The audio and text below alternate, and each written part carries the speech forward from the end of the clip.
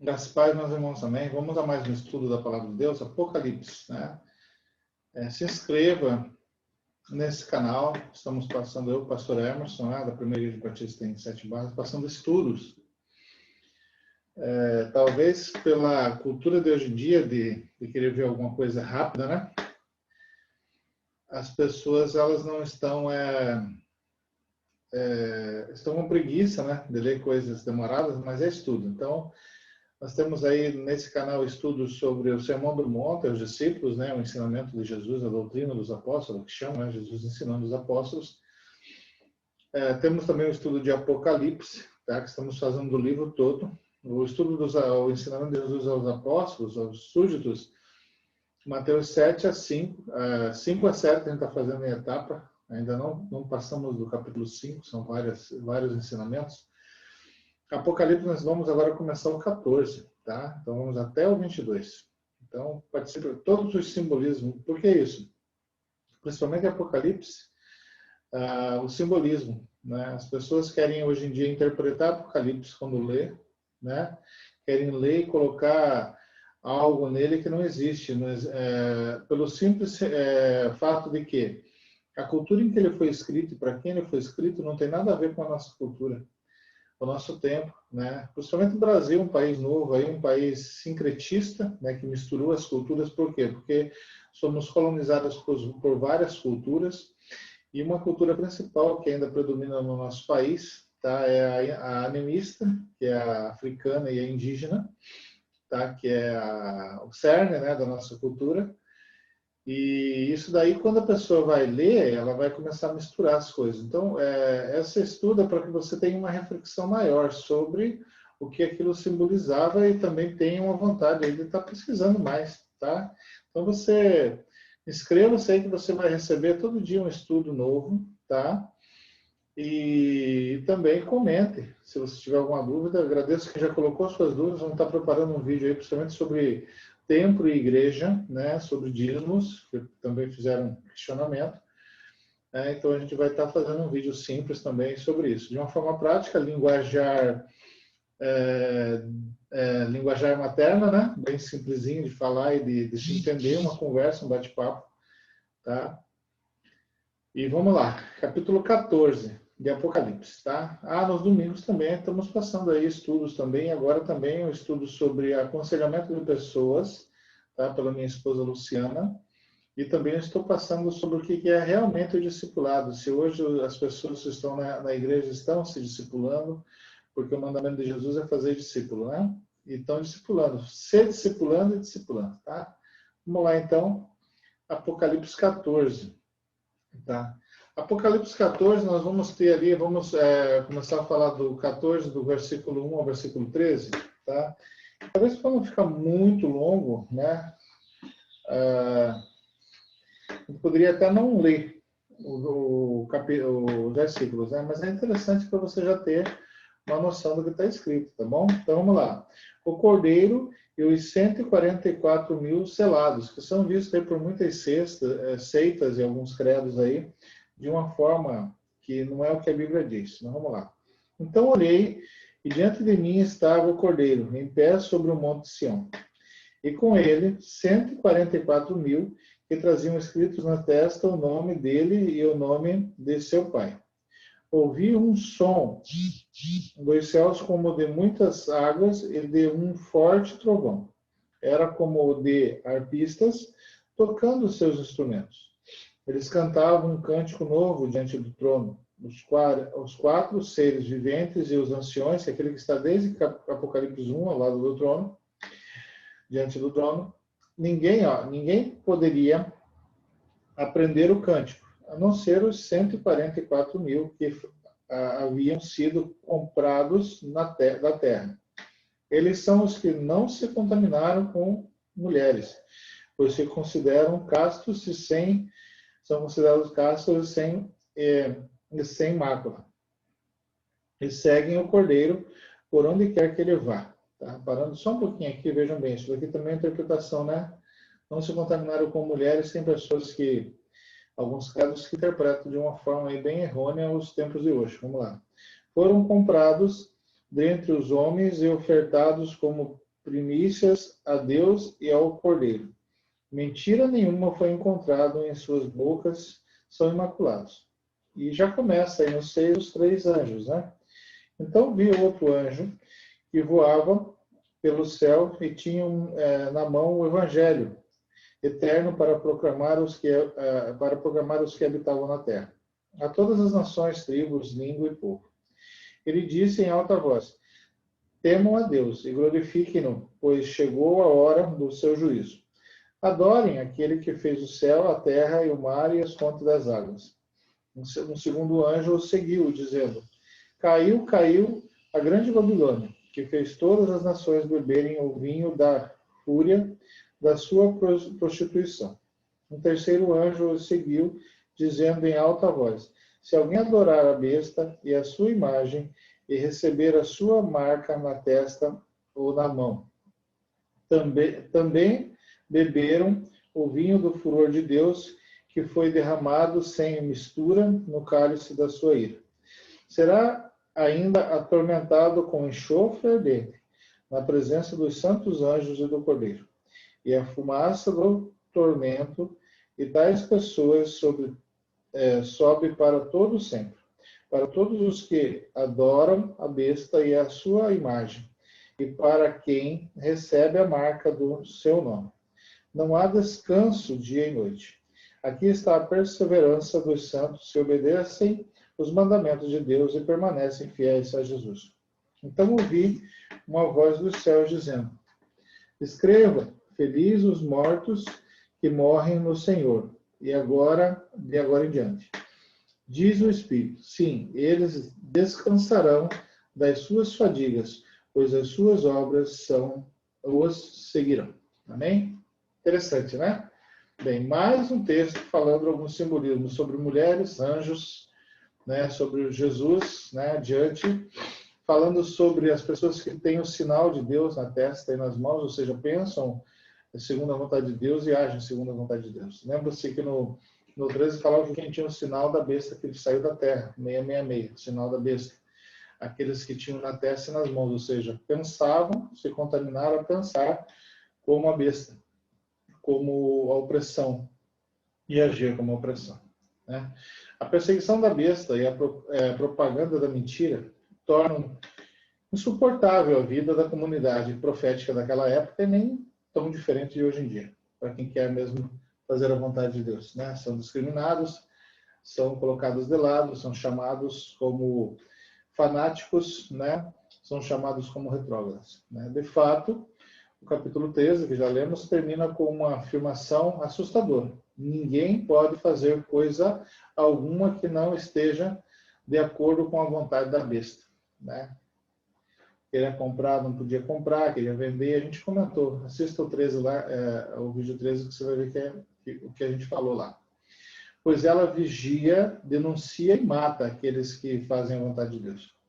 O que fazer então? Qual será a sorte dos que não recebem a marca da besta? E mais, um dos pontos que preocupa naquela época, preocupa agora, né?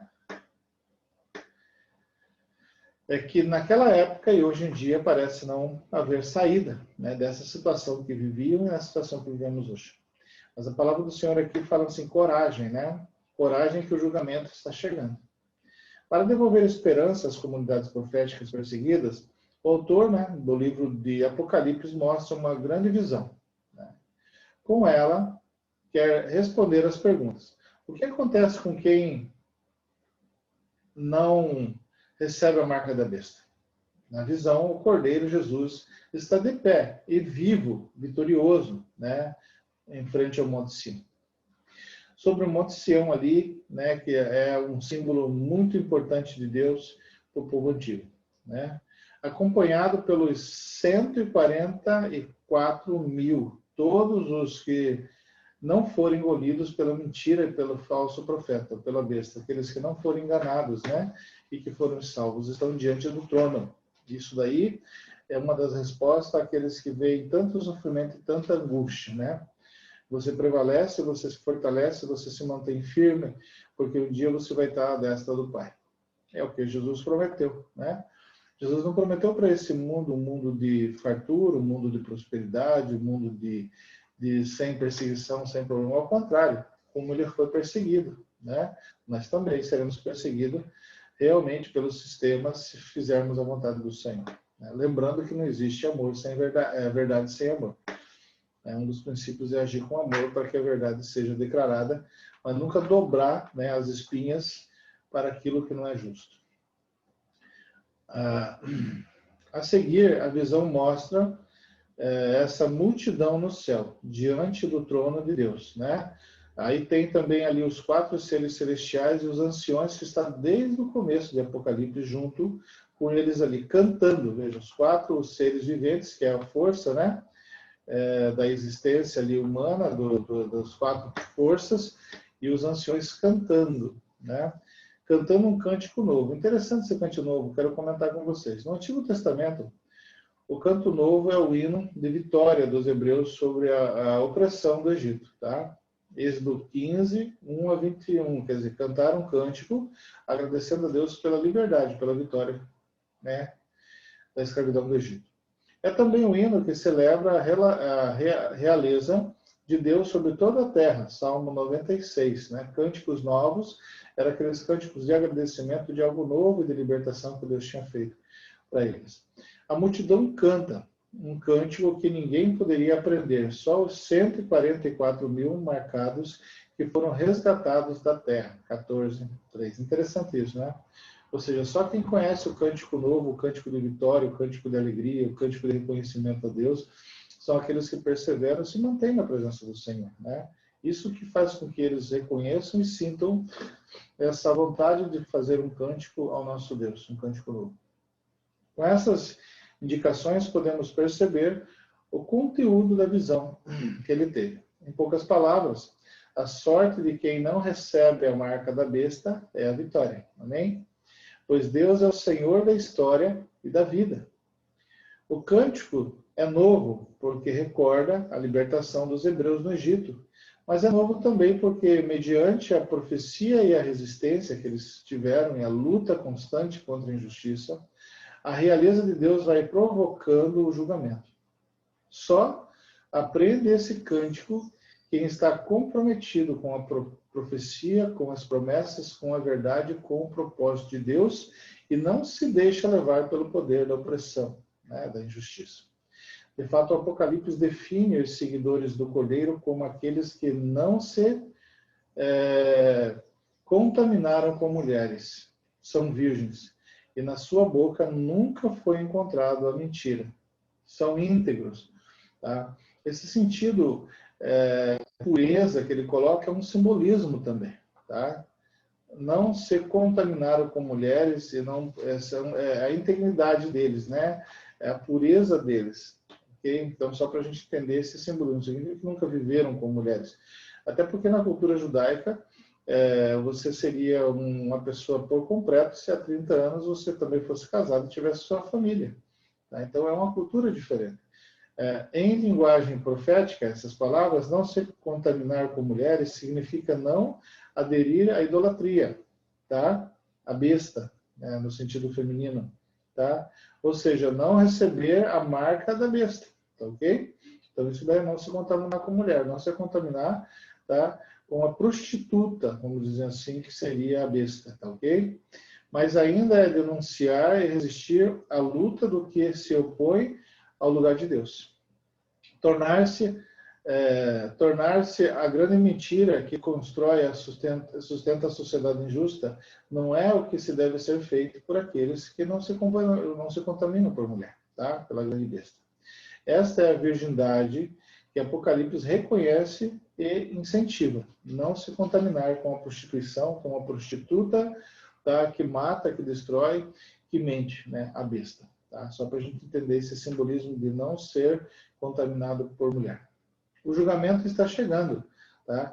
E de agora em diante a gente vai ver, do 14, 15 em diante, sempre a chegada do julgamento de Deus. Porque ele é certo. Né? Ele não é algo assim ilusório. A gente sabe disso. E alguém pode falar, mas como assim está todo mundo se dando bem? Não, a gente vê que as coisas têm se pesado. Né? No nosso país e em outros países, as coisas têm se esclarecido de certa forma. Ah, mas eles estão tendo vantagem material. Tá? Às vezes eu fico imaginando, o que adianta alguém ficar preso, ficar perseguido, ter de tudo, mas ficar sendo perseguido a vida toda? Tá? A pessoa não ter respeito no seu nome, tá? Não ter... Que vida é essa? Então, a gente tem que analisar bem isso. Não é essa vida que Deus trouxe ao ser humano. Então, a tranquilidade, a paz e a salvação não está nos bens, mas está na vida em paz que você vive. Tá? A virgindade das comunidades, ou seja, a sua resistência à profecia, né, sendo provado, né, forjado por essas situações, né, provoca o julgamento de Deus. Por meio de 3 anjos, anuncia-se a chegada do julgamento, no capítulo 14, versículos 6 a 13. O primeiro anjo voa no meio do céu, sinal de que sua mensagem é para todos. Ele traz o evangelho eterno. Lembra que nós falamos do livrinho? Né? A mensagem para todos, ele traz o livro eterno para anunciá-los aos habitantes da terra. A toda nação, tribo, língua e povo. Versículo 6. O evangelho eterno é o livrinho que nós lemos lá no capítulo 10, versículo 2, se você quiser dar uma olhada. E se destina a todos os habitantes da terra. Tá? Estes no Apocalipse são os que trazem a marca da besta. O Evangelho provoca diferentemente mediante os 3 anúncios, tá, feitos pelos anjos. É interessante notar aí, só para frisar, Apocalipse você não entende ele lendo lá um versículo, um capítulo, um momento e achando que está resolvido. Ele se interliga, tá? Coloca isso na tua cabeça. Ele interliga. Ele começa com uma introdução em Apocalipse 1 e assim ele vai se desdobrando, tá? Então, essas coisas aí que a gente vê por aí, lê um versículo, lê outro e quer interpretar, não é possível interpretar. É como você te mandar uma carta, alguém te mandar uma carta de, sei lá, de 22 capítulos, tantas, sei lá, 40 folhas, e alguém lê lá um pedaço e querer interpretar ou falar o que você quer dizer para alguém, tá bem? Só para você entender isso. O que eles anunciam aos habitantes da Terra, né, o que significa o que eles estão dizendo? O primeiro os convoca a abandonar a idolatria, para servir ao Deus vivo. Se você analisar, você vai ver que o Senhor, em Apocalipse, aqui o apóstolo João, através do Espírito Santo, ele dá chances às pessoas várias vezes, tá? Porque diz, Deus é injusto que vai julgar. Não, hoje ele está em amor, e essa carta é uma carta de amor. Mas quando ele vier como juiz, ele vai julgar como juiz. Né? E juiz não julga com o sentimento de amor ou não julga tendo alguém como filho ou como parente. O juiz ele julga dentro da obediência e dentro do que você fez, segundo o que era o propósito, o que era a lei, o que era a regra de você fazer. Então nós vemos aqui que Jesus, o Senhor, ele tem dado várias chances, e aqui nesse livro ele demonstra isso, tá? Para que no dia do julgamento ninguém pode dizer eu não sabia, eu não entendi desse jeito. E o juiz e criador de todas as coisas, né? Vejam o que diz aqui: temam a Deus e deem glória a Ele, porque chegou a hora do seu julgamento. Adorem aquele que fez o céu, a terra, o mar e as fontes de água doce. Versículo 7. Por meio do anúncio profético do Evangelho, caem as máscaras da idolatria que gera injustiça. Tá? Porque pelo ensinamento de Jesus, tá? Pelo que a Bíblia ensina e pelo que a maioria ou todos sabem, nós sabemos que o que é injusto, o que é idolatria, o que é vergonhoso, todo mundo sabe. Muitos fazem de conta e não escutam o que o livro quer dizer, o que a palavra quer dizer. O segundo anjo proclama a queda de Babilônia, isto é, da sociedade fundada na injustiça, que gera opressão e exploração. Tá? Por que se fala em Babilônia? Tá? A Babilônia caiu a Babilônia. Por quê? Porque a Babilônia, para eles, foi um centro de prisão, eles foram exilados na Babilônia, e também um local onde mostrava muita luxúria, era muita coisa, tanto que quando Esdras e o povo desceu, poucos desceram, e muitos já viviam ali há algum tempo e preferiam ficar por ali. Porque ele daria, a grande cidade dava para eles o que eles não tinham lá. Recomeçar, reconstruir, viver na vida, não. É como alguém que vai morar numa cidade grande com todos os seus benefícios, eu não estou criticando isso, e depois alguém diz assim, ó, foi destruir a sua cidade lá, estão chamando gente para ir lá reconstruir. Gente, eu vou deixar tudo. Tá, aqui eu vivo bem, estou tranquilo, eu não vou viver aquela vida de novo. Então, a Babilônia para eles é um centro de promiscuidade, um centro de luxúria, de tudo que se pode ter, mas que também leva a pessoa a ser convencida, a viver e precisar daquilo e ter prazer naquilo, tá? Só para a gente entender por que a palavra Babilônia. Caiu a Babilônia, grande, aquela que embebedou todas as nações, com o vinho do furor da sua prostituição. Aí voltamos ali, ó. Não se contaminar com mulher, tá? O furor da sua prostituição. Então já está entendendo, né? Prostituição, mulher se prostituir. O anúncio do evangelho faz vir abaixo a sociedade injusta, a Babilônia, que com sua propaganda da mentira seduziu toda a humanidade. Esse é o segundo anjo, né?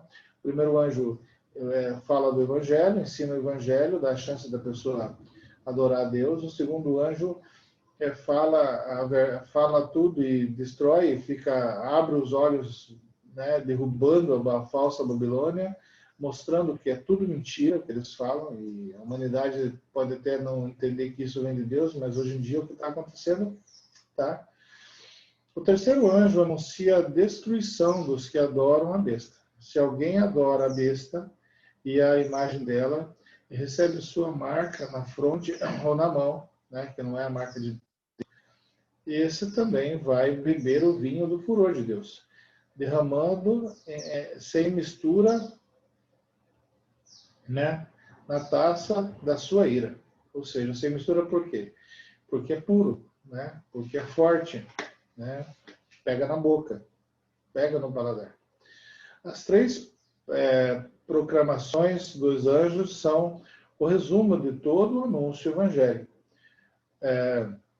Conversão dos ídolos ao Deus vivo, destruição da sociedade injusta e destruição dos que se sustentam dessa sociedade injusta. Tá?